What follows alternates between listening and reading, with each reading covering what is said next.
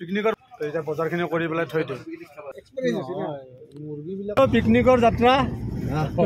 যাই পেলাই তাতে আমি কি কি কৰিম চাব আৰু আপোনালোকে দীপৰ বিল মাংস দোকান গ'লো অনাৰ এইটো মাংস ইজাৰে যায়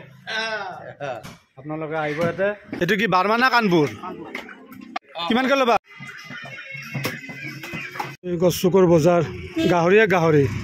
গড়চুকৰ বাই ৰাইট চাইড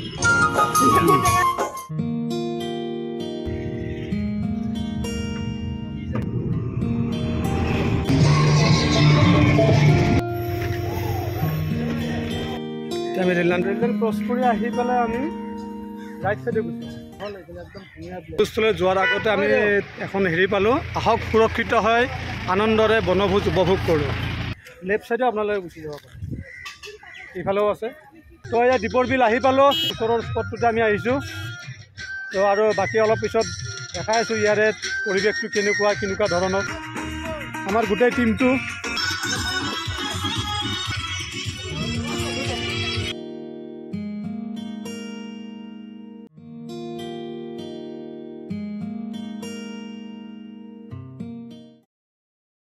আৰু লাগিব ব্ৰেড বিলোৱাৰ গোটেই দায়িত্ব এই বৰ এইজন বৰ যতীনদাৰ বৌ বেয়া পাইছে নেকি চাওক কিমান ধুনীয়া পৰিৱেশ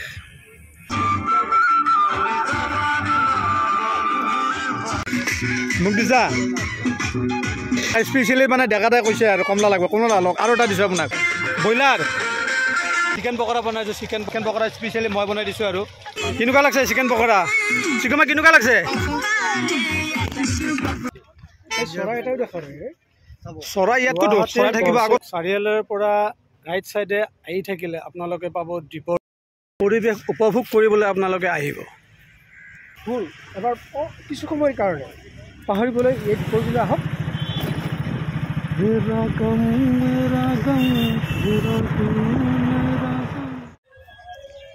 শ্ৰী শ্ৰী ভাংৰা গোসাঁইৰ মন্দিৰ দীপৰ বিল নৱনিৰ্মিত 2014 চনত এই মন্দিৰটো হৈছে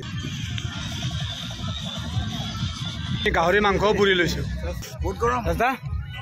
কেনেকুৱা গাহৰি আছে তোমাৰ বেলেগৰ পৰা খুজি আনিছে নেকি স্পেচিয়েল বস্তু এটা বেঙনা পুৰা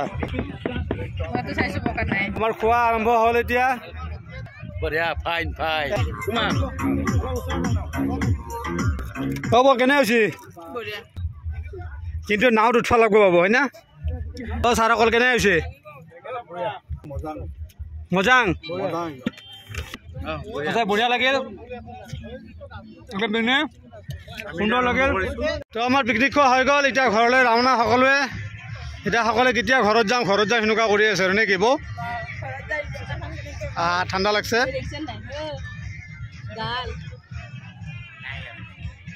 কিন্তু এটা কথা দীপৰ বিল আহিব দীপাংকুৰ সংৰক্ষণ কৰিব লাগে এই য'তে ত'তে কিবা কিবি বটল ভাঙি কিবা কিবি সেইবিলাক কৰি আৱৰ্জনা কৰি পেলাই সেইবিলাক কৰিব নালাগে আজিলৈ এই ভিডিঅ'টো ইমানতে সমাপ্ত কৰিলোঁ thank you all of you bye by